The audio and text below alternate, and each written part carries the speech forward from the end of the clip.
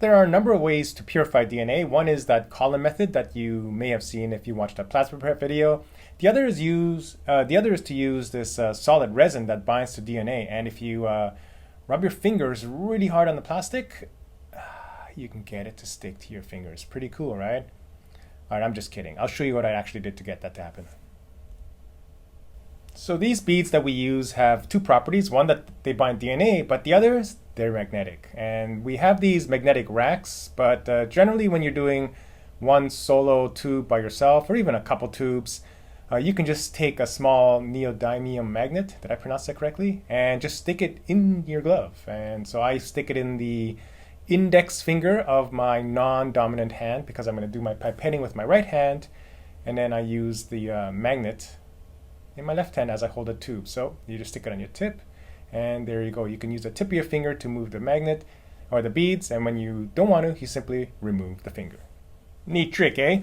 So if you want to see what the rack looks like, this is the magnetic rack, holds these little PCR tubes. We also have them for microcentrifuge tubes if you want. You can simply stick it in there, and those silver things are the magnets. So you can, this way allows you to process many more tubes much more efficiently. But like I said, since in my case, I'm going to purify one PCR reaction, this magnet in the finger or in the glove trick works just fine. So make sure that your beads are well mixed because they do settle. Oh, by the way, I marked my glove with a black dot just so you can see where my magnet is. It's not something I normally do. This is only for this video, but a little bit of a flick mix, and then pipette 40 microliters of beads in this case.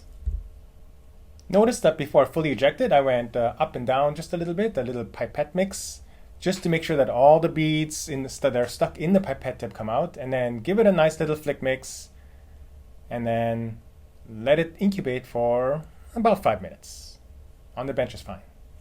After an approximately 5-minute incubation, we use our magneto powers to grab the beads, and then we want to remove all the liquid. Have a waste container or a waste beaker ready, and then just pipette. Usually I set the pipette to 200 microliters and just pipette everything out. I go in there a couple times, try to suck up as much residual liquid as possible, and then we're going to wash the beads kind of like we did with the plasma prep. And to wash the beads, we're going to use 80% ethanol.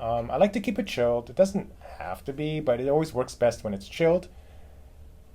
And 200 microliters. Pipette that in there. And then once again, a quick little flick mix just to get the beads well resuspended. And we repeat this process 2 times. So I'm just going to simply grab the beads again with my magnet and then carefully suck up all the ethanol. Now, I like to, once again, go in there a couple of times, sometimes 3 times, depending on how much ethanol is stuck in there. And then don't forget to grab a little bit on the lid. And this would complete wash number 1. Now we repeat 200 microliters of 80% ethanol for wash number 2. 200 microliters, pipette carefully, flick mix, and then grab out as much of the liquid as possible. Now, when you're done, the next step is very important. There's always going to be some residual ethanol left on the sides of the tube, so just let it sit on the bench, open cap for like 5, 10, 15 minutes, something like that. The longer the better, because you just want to ensure as much as possible that the ethanol is gone. And finally, we're going to elute the DNA. Remember, that means to remove the DNA from the beads and try to recover it. So for that, I'm just going to use nuclease-free water. 30 microliters is a good number. Again, you can go probably not much less than 30, maybe 20. Or you can go as high as 50 or 60. The more water, the lower concentration. But you get more of it. The less water, the higher the concentration, but of course I get less of it. Just added a little flick mix to remove, and then that's it in about 5 minutes. And using your magneto powers for the one last time, get the beads to the side, and then the liquid now should contain your purified DNA. So simply pipette up the beads, about 30 microliters of it, and then transfer it to a fresh, pre-labeled microcentrifuge tube, or in this case I'm using a PCR tube. This is now your purified DNA, ready for quantitation.